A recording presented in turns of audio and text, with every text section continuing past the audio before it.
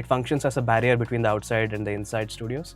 And also we can also use this as a recording space itself. Just a little bit more, not 100% acoustic treated, but 50% acoustic treated. Sometimes people want that a little bit more live room, so we can use this room as that as well. So everything here functions as a recording space, including the sound block room. We have some inputs over here. We have 4 inputs. These also function as outputs, so you can plug in your headphones here. So when an entire band gets here, we can have the drummer and the bassist be over there, the guitarist be over here, the vocalist be over there. So we have 3 recording rooms in total, where different artists can be. And if you have a huge ensemble recording, we can use different rooms for isolation as well.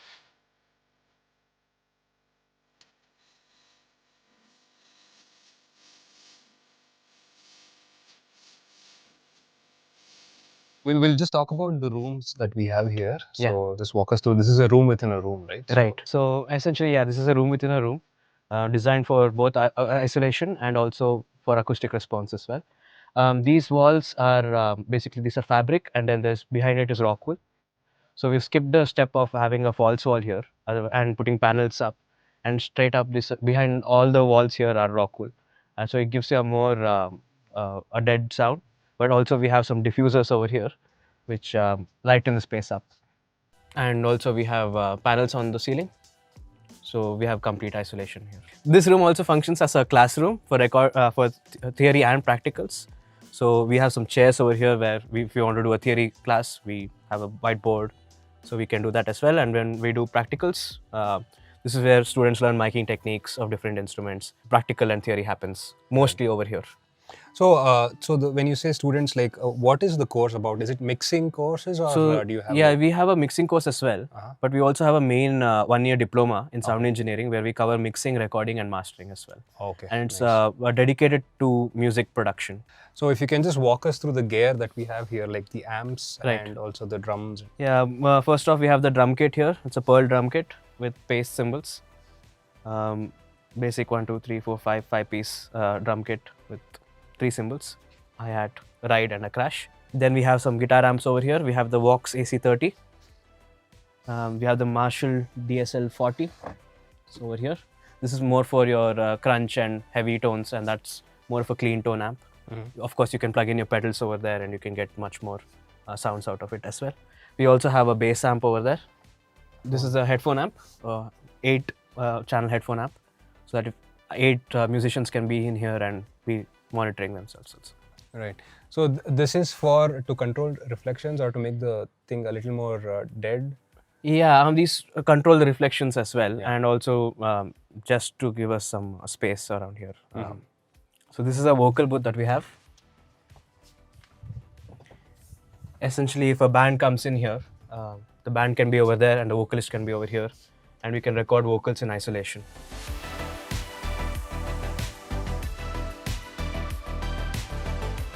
So what do you record here? It's mainly vocals? Mainly vocals or anything that we want to use other than the live room. That room is our primary recording location. But in case that room is filled and we want something like vocalists or saxophonists or any kind of instruments that has to be isolated from that room, then we bring it over here.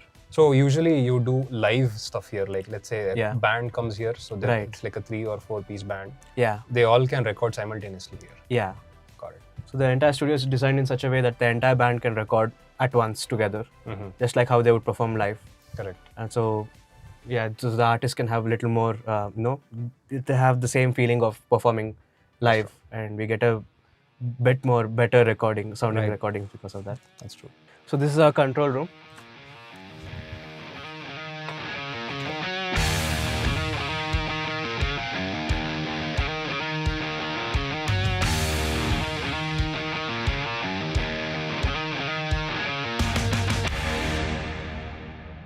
This is where, in my opinion, the magic happens.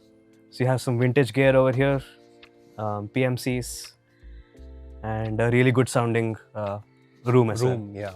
So essentially, all the sides, the walls are essentially functioning as absorbers, and the front and the back walls are essentially diffusers. And the speakers are flush mounted, so we don't have any boundary effects happening. So whatever you hear from the speakers, there's no reflections from the speakers. It's all straight from the drivers itself. Even the ceilings are Slanted. So all these work as a good. So this is not a perfect square. No, this is not a square. Yeah. So what are you running on right now? So what DAW do you use? So we use Pro Tools and Logic over here, mainly Pro Tools. Okay. And we're running on a Mac Mini. And mainly these are what make the open road sound. Great. All the preamps and sure, we'll just walk through all of equipment. Yeah. So first off, we have a power conditioner by Furman. Essentially regulates power supply to all the equipment over here. We also have a UPS outside, but this functions as a secondary defense mechanism for all our analog equipment, which are very sensitive to power issues. So first off, we have the 5059 satellite summing mixer from Neve. This is essentially functions like a console, whereas instead of a fader, we have knobs. So we run audio channels through it, and we can actually mix how we would mix on an analog console, but via knobs. So coming to the preamps, we have two API preamps. These are known for their aggressive transient response. So the transient response is very clear. We use it for drums, guitars as well. These are the Rupert Neve preamps, the Portico preamps.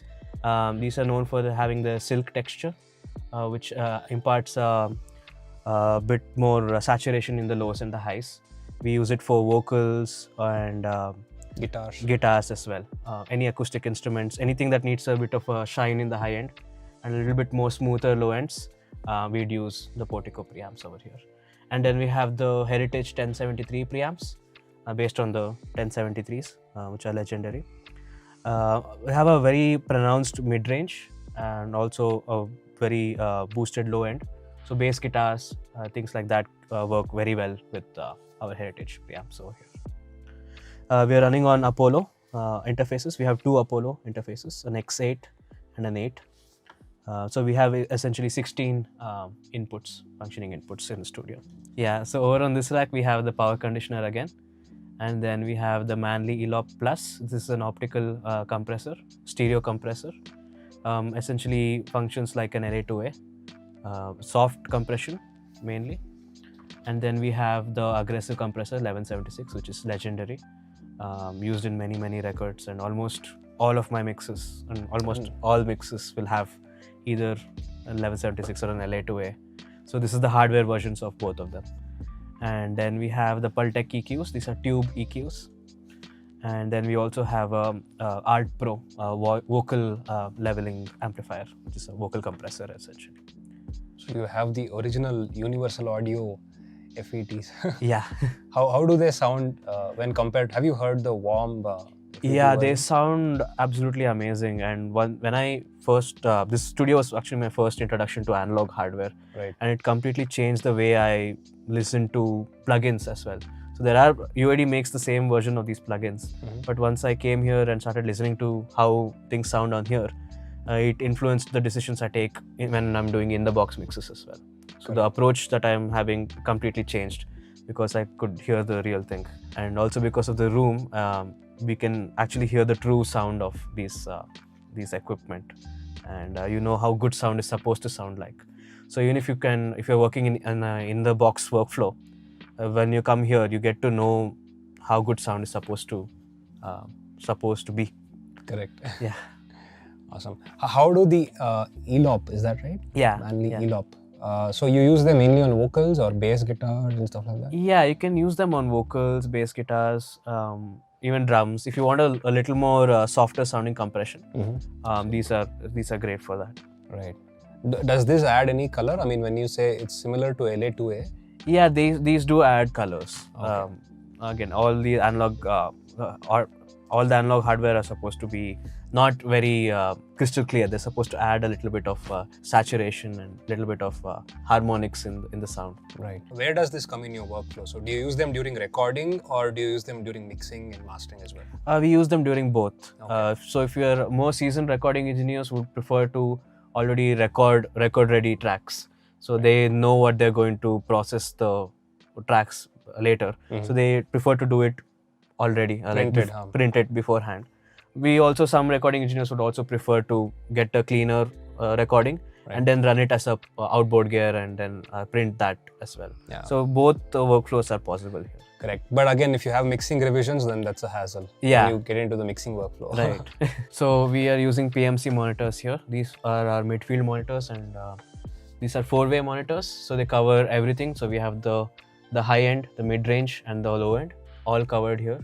So we can monitor up to 20 hertz to 20,000 hertz. All the frequencies are hearable over here, and they translate really well as well. So if you can get your mix sounding good here, it's almost guarantees that your mix will be sounding good everywhere else as well, because of the range of the frequencies that these can cover. So how did you, since it's mounted to the wall, so this had to be planned beforehand. So when you did this room, so can you just walk us through that process if you know? Yeah, they've actually removed the back panel of the speakers and they've placed it over here. So this is supposed to be at the back of the speakers, but we put it over here. We have done this for two reasons, mainly for heat dissipation. So inside is Rockwool behind the wall, so it can get a little hot outside. So we have just removed the back completely, so to let it breathe in. Right. And all the panels and everything is over here. And, and these are flush mounted so that we don't have any boundary effect happening. So the sound, any speaker, when it produces sound, it also produces sound in the other direction. So there's a wall over here. What would usually happen is the sound would reflect off the wall. So here, when you have a flush mounted speaker system, what happens is you don't really hear the sounds coming from the back of the speaker, only in the front of the speaker. Yeah, because most of the speakers, they have an air vent opening in the front, right? For air to come out. Right. So, and these are front ported, so the bottom ones over there, that's the woofers. So these are front slots, so there's no sound going out the back. Certain speakers do have a port out the back that's supposed to emit sound as well. Right. But these kind of speakers are all completely front firing. So I usually keep it when I'm recording or mixing, I keep it at a 3 o'clock level over here. Got it. And but when I'm listening to any other tracks, it's just at a 12 o'clock. Got it. Yeah. We have a SSL Nucleus DAW controller. Essentially, this is an Ethernet-based DAW controller. It also functions as a monitor controller as well, and it also has two additional preamps, SSL preamps that we can use when we run out of preamps here. And we are running on Pro Tools mainly, and the Mac-based system. So I'm just going to take you through a couple of microphones that we have, the flagship microphones at Open Road Studios. First off, we have a pair of Coles. These are very legendary microphones from Abbey Road that the BBC had actually patented, and they're used almost everywhere. So mainly these are used to record drums, but these can be used to record almost anything, vocals and woodwinds and everything. These are ribbon microphones and they sound brilliant. Do you use them as a pair when you're recording? We do use them as a pair for AB or drum overheads. Correct. All those things. One of our go-to microphones for ribbons. And a fact about these are actually a matched pair of Coles. So these two are made in the exact same factory and they're made by the exact same person. Oh. So yeah, these are essentially twins, and something happens to the one, the other one becomes, lonely. But do they have any difference at all? Like, in terms of sound? No, they're supposed to be very, very identical. And so they're a matched pair. So they're made literally one after the other in the factory, handmade, and boxed and packaged and shipped off. Exactly, as made as a pair. Right. And then we have the Royer 121. This is another ribbon microphone. It's a bi-directional microphone. We use this on guitar amps, and we can use it for acoustic guitars as well, for mid-side recording, all these stuff. And then we have our Chandler TG microphone. This is a tube mic. It's a condenser tube. It has two circuitries, an A system and a B system, which can it's designed to handle very loud SPLs. For a condenser, this can almost function as a dynamic and can record drums and guitar amps, and literally anything that you can think of. And mainly, but this is our vocal mic of choice. And it also has a tape emulator, so we can simulate UAD going into different kinds of tape emulations with this microphone. So What is the sounding of the color of it? Is it very bright or is it rounded? This sounds quite flat, and when you engage the tape emulation, it becomes quite low heavy, very warm sounding tones you get from this. What are the other mics that you have apart from these? Lewitt drum kit microphone, and we have a couple of Audix dynamic microphones.